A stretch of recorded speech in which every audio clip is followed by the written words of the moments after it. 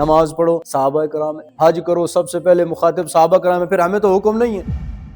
ये कहते हैं जन्नत के अंदर सिर्फ वही दाखिल होगा जो यहूदी है या ईसाई है, बाकी खुदे लड़ने लगे। अल्लाह के नबी ने फरमाया इतना इल्म हर मुसलमान पर फर्ज है कि हलाल हराम, पाकी नापाकी, जायज नाजायज का पता चल सके। हुजूर फरमा रहे मुनाफिक की 3 निशानियां, फरमाया इज़ा हद्दसा कज़बा, जब बोलता है तो झूठ बोलता है, व इज़ा वअदा अखलफा, जब वादा करता है बात करता है उसको पूरा नहीं करता, वादे खिलाफी करता है, व युअ्तमिन खाना, और जब भी अमानत रखी जाती है उसको हड़प कर जाता है। किसी के साथ बात करो तो उसको पूरा करो, ऐसा न हो कल क़यामत के दिन आपको आपकी बात पर पकड़ हो जाए।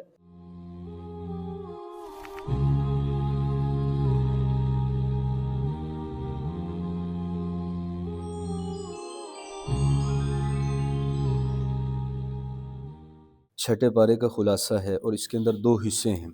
एक हिस्सा तो सूरत निसा का बकिया है और दूसरा सूरत माइदा का इब्तदाई हिस्सा है। सूरत निसा का जो बकिया हिस्सा है उसमें 3 बातें हैं, सूरत माइदा का इब्तदाई हिस्सा है उसमें 5 बातें मुख्तसर सी। जो सूरत निसा का बकिया हिस्सा उसमें 3 बातें। सबसे पहले अल्लाह रब्बुल इज़्ज़त ने उसमें यहूद की मज़म्मत बयान की। यहूद ये अज़ली बदबख्त हैं।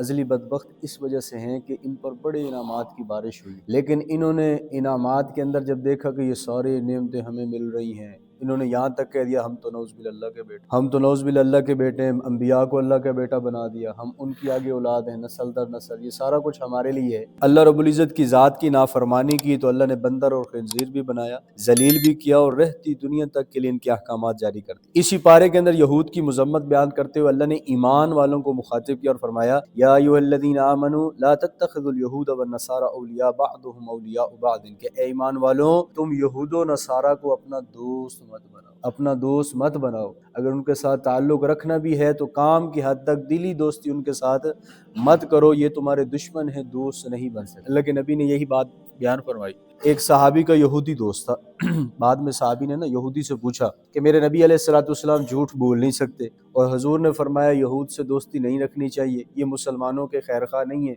तुम बताओ क्या मसला है तुम्हारे अंदर। उसने कहा यार और तो बाकी बड़ी चालें तो मैं नहीं चल सकता, लेकिन अगर तेरे नबी ने कहा है तो मैं तुम्हें एक बात बता देता हूँ, जब मैं तुम्हारे साथ चलता हूँ तुम्हारी दाढ़ी का जो साया जमीन पर पड़ता है ना, मैं उसके ऊपर पाँव रख कर चल रहा हूँ। ये ऐसे बदबख्त होते। फिर फरमाया, ये कहते हैं कि वकालू लन यदखुलल जन्नत इल्ला मन कान हुदन औ नसारा, ये कहते हैं जन्नत के अंदर सिर्फ वही दाखिल होगा जो यहूदी है या ईसाई है, बाकी खुदे लड़ने लगे। ये यहूदियों की जो है चालें यहूद कह रहे होते हैं। इस पर अल्लाह रब्बुल इज़्ज़त की ज़ात उन्हें फिर आगे फरमाते हैं तिल का अमानी युहुम, ये उनके ख्याली पुलाव है कि सिर्फ यहूदी जन्नत में दाखिल होगा, ईसाई जन्नत में दाखिल होगा और कोई जन्नत में दाखिल नहीं हो सकता। जन्नत में दाखिले के लिए जो सनद है वो ला इलाहा इल्लल्लाह मुहम्मदुर रसूलुल्लाह, कि इसका ज़बान से इकरार है और दिल से इसकी तस्दीक है। अगर सिर्फ ज़बान से इकरार करता है दिल से नहीं मानता तो वो मुनाफिक है, ज़बान से इकरार करता है दिल से तस्दीक करता है वो पक्का ठक्का मुसलमान है। यहूदी ला इलाहा इल्लल्लाह को तो इकरार करते हैं, मोहम्मद रसूलुल्लाह का आगे इनकार कर देते। इस पर फरमाया कुल हातु बुरहानकुम इन कुंतुम सादिकीन, अगर तुम अपनी ख्याली पुलाव में सच्चे हो तो इस पर कोई दलील लाओ, कोई बात लाओ, फिर पता भी चले। लेकिन कोई उनके पास दलील वलील नहीं है। सूरत फातिहा के आखिर में गैरिल मग़दूबि अलैहिम वलद्दालिन जो आता है ना, उसमें इहदिनस सिरातल मुस्तकीम, सीधे रास्ते पर चला। और मैंने अर्ज किया था गालबन के 4 तबकात हैं जिन पर अल्लाह का इनामात है, तो फरमाया कि उन चारों तबकात पर तो चला, अंबिया, सिद्दीकीन, शुहदा, औलिया, लेकिन गैरिल मग़दूबि, मग़ज़ूब यहूद हैं, वलद्दालिन नसारा है, यहूद व नसारा के रास्ते पर मत चला। दूसरी चीज़ नसारा की मज़म्मत है। अल्लाह के नबी अलैहिस्सलाम ने फरमाया अखरिजुल यहूद वन नसारा मिन जज़ीरतिल अरब, कि यहूद व नसारा को क्या करो, ईसाइयों को जज़ीरतुल अरब से निकाल दिया जाए। हज़रत उमर रज़ियल्लाहु तआला अन्हु ने अपने दौरे खिलाफत के अंदर इस पर अमल किया था और तमाम जज़ीरतुल अरब से यहूदियों को ईसाइयों से बाहर निकाल। और तीसरी चीज़ इस पारे का सूरह निसा का जो बकिया हिस्सा है उसके अंदर मीरास का हुक्म। फरमाया कि अगर मिरास को तकसीम न किया जैसा कि शरीयत का हुक्म है तो ये भी गुनाह कबीरा के अंदर। बीवी है, शोहर है और इसी तरह वालदैन हैं और औलाद है, इनके मखसूस हिस्से शरीयत ने बताए। एक बंदा फौत हो जाता है, उसकी तजहीज़ व तकफीन और उसके जो जितने भी कर्ज है, इसी तरह अगर उसने जायज़ किसी को थोड़ा बहुत माल देने की वसीयत की, ये सारी चीज़ें टोटल तरीके से निकाल के फिर क्या फरमाया कि अगर बीवी है, अब बीवी है तो उसका 8वां हिस्सा दो, अगर उसकी औलाद भी साथ है। फिर फरमाया माँ का 6ठा हिस्सा है, इसी तरह बेटियां अगर 2 या 2 से ज़ायद हों तो उनका 2 तिहाई है। तो शरीयत ने हर एक का हिस्सा मुकर्रर किया है اور قرآن میں بار بار اس کا تکرار ہے اور واضح کیا ہے، یہ نہیں کہ مطلقاً بتا دیا اب اللہ کے نبی نے اس کی تشریح کی ہو، قرآن کے اندر واضح حکم دیا گیا اگر بیٹیوں کو حصہ نہیں مل رہا تو قیامت کے دن اس کی پکڑ ہوگی جو بندہ نہیں دے رہا۔ تو پھر آگے دوسرا حصہ جو ہے اس کے اندر پہلی بات فرمائے اوفوا بالعقود، عقود عقد سے ہے اور عقد کا مطلب ہے عہد کو پورا کرو۔ کیا مطلب؟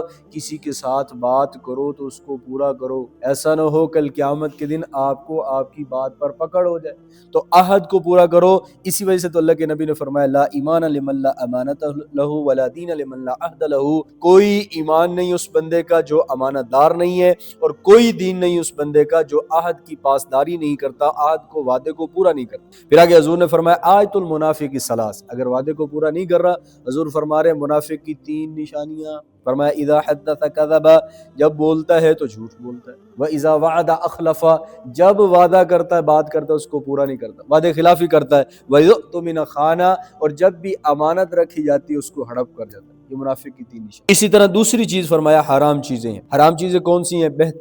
بہنے والا خون، جانور کو ذبح کیا اس سے جو خون نکل رہا ہوتا ہے وہ حرام ہے۔ اب جانور کی چمڑی جو ہے کھال اس کی اتار دی، اب گوشت کاٹ رہے تھے، گوشت کے اندر جو خون ہوتا ہے وہ حلال ہوتا ہے، کپڑوں کو بھی لگ جائے تو اس سے نماز بھی ہو جاتی ہے۔ خنزیر کا گوشت فرمایا حرام ہے، اور جسے غیر اللہ کے نام پر ذبح کیا گیا ہو وہ بھی حرام ہے۔ اس کو بھی سمجھ لیں، بعض لوگ درباروں پہ جاتے ہیں، درباروں پہ جا کر جو ہے جانور ذبح کرتے ہیں، اگر تو ان کا نظریہ دربار والے کی تقرب کی طرف ہے تو فرمایا کیا فرمایا لو ان مسلما ذبح ذبیحۃ وقصد بذبحها التقرب الى غیر اللہ صار مرتدا، اگر تو وہ دربار پر جا کر مزار پر جا کر اس وجہ سے ذبح کر رہا ہے کہ اس قبر والے کا مجھے کیا ملے؟ قرب ملے، فرمایا تقرب الی غیر صار مرتدا، اب یہ ذبح کرنا والا کیا ہے؟ مرتد ہو گیا، اس کا ایمان جو ہے وہ ختم ہو چکا ہے، کیونکہ اللہ کے نام کے علاوہ کسی کے نام پر جانور ذبح کرنا، کسی کے تقرب کے لیے ذبح کرنا، یہ ہمارا اسلام ہمیں اس بات کی اجازت نہیں دیتا۔ باقی اگر وہ وسیلے کے طور پر کر رہے ہیں تو وسیلہ اگر دے رہے ہیں تو وسیلہ اللہ کہیں سے بھی سن سکتا ہے، ضروری نہیں اس وسیلے کے پاس جا کر وہیں دعا کرنی ہے۔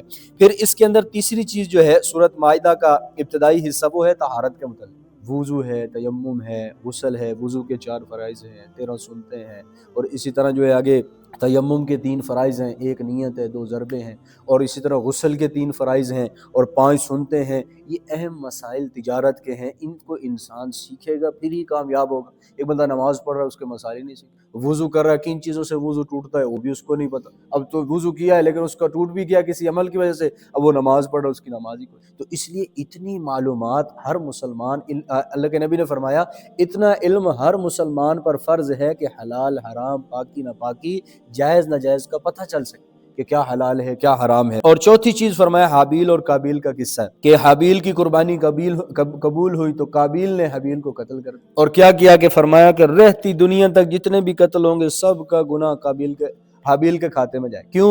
ابتدا اس نے کی تھی، پھر کوے کے ذریعے اللہ پاک نے جو ہے اس کو دفن کا طریقہ بھی بتایا تھا۔ اور 5ویں چیز فرمایا یہود و نصارہ کی پھر مذمت بیان کی۔ دیکھو شروع میں سورہ نساء کے آخر میں یہود و نصارہ کی مذمت ہے، سورۃ مائدہ کے ابتدا میں پھر یہود و نصارہ کی مذمت ہے۔ یہ لوگ خود کو اللہ تعالیٰ کا بیٹا کہتے، حالانکہ ان پر کیا ہے؟ اللہ کا عذاب بھی آتا ہے۔ نبی علیہ السلام کو ان کی طرف سے جو سرکشیاں ہوئیں ان پر تسلی دی گئی، مسلمانوں کو ان سے دوستی کرنے سے منع کیا گیا، اور حضرت داؤد اور عیسیٰ علیہ السلام کی زبان پر ان پر لعنت خداوندی مذکور ہوئی۔ پھر آخر میں کہا کہ یہ تمہارے خطرناک دشمن ہیں۔ اس پر نا ایک اور آخری بات سن لیں، آج کل سوشل میڈیا کا زمانہ ہے، بہت سے نئے اسکالر جنم لے۔ مومن کی مثال اللہ کے نبی نے فرمایا المؤمن غر کریم، مومن سیدھا سادہ ہوتا ہے۔ جتنی بھی یہ آپ کو چالیں چولیں نظر آ رہے ہیں لوگ، یہ سارے ایمان والے ہیں، اور ان کے اندر جو فرمایا کہ بالکل سیدھے سادے ہوتے ہیں عقائد کے اعتبار سے۔ اب وہ نئے اسکالر آ رہے ہیں، اپنی من مرضی کی تشریحات کر رہے ہیں، اپنی من مرضی کی احادیث کا جو ہے نعوذ باللہ انکار کر کے ایک نئی چیز ایجاد کر کے نوجوانوں کو دے رہے ہیں، اور نوجوان بیچارے سمجھتے ہیں یہی اسلام یہی دین۔ اب ایک جوید احمد اسکالر ہے غامدی کے نام سے، اس کی ایک ویڈیو سن رہا تھا، اس میں وہ یہ کہہ رہا تھا کہ یہ جو آخری بات میں نے عرض کی کہ یہود و نصارہ، یہود جو ہیں یہ تمہارے دشمن ہیں، تو اس نے غلط تشریح کرتے ہوئے کہا کہ یہ یثرب کے جو اس دور کے حضور کے زمانے کے یہودی تھے، یہ وہ یہود ہیں، آج کے یہود تمہارے دشمن نہیں ہیں۔ غزہ کے اندر ظلم و ستم کے پہاڑ ڈھائیں یہ سارے یہود، جہاں کہیں مسلمانوں میں دراڑیں سارے یہود۔ اگر یہ مخاطب یہود اس دور کے تھے تو پھر قرآن کے مخاطب سب سے پہلے یا ایھا الذین آمنوا صحابہ کرام، نماز پڑھو صحابہ کرام، حج کرو سب سے پہلے مخاطب صحابہ کرام ہے، پھر ہمیں تو حکم نہیں ہے، پھر وہ تو صحابہ کرام مخاطب تھے سارے احکام کے، مگر صحابہ کرام نے مکہ بھی چھوڑا، مدینہ بھی چھوڑا، رسول اللہ کی زیارت چھوڑی، اور پوری دنیا کے اندر، سکھر کے اندر صحابہ کی قبریں، پشاور چغر مٹی صحابہ کی قبریں، چائنا، افغانستان، اردن، پوری دنیا کے اندر صحابہ کی قبریں، جنہوں نے آ کر یہ بات کی کہ دیکھو جیسے قرآن کے مخاطب ہم ہیں ویسے مخاطب تم بھی ہو، جیسے نماز کا حکم ہمیں ہے ویسے تمہیں بھی ہے، جیسے زکوٰۃ کا حکم ہمیں ہے ویسے تمہیں بھی ہے، اور اس قرآن کے مخاطب جو بھی کلمہ لا الہ الا اللہ محمد رسول اللہ پڑھے گا ایمان والا ہے، اس میں شامل۔ اگر اب ایسے لوگوں کو سنیں گے تو پھر عقائد بھی خراب ہوں گے اور آخرت بھی برباد ہو بیٹھے گی، اس لیے مستند علماء کو سنیں گے، انشاءاللہ دنیا آخرت کا فائدہ ہوگا۔ اللہ عمل کی توفیق عطا فرمائے۔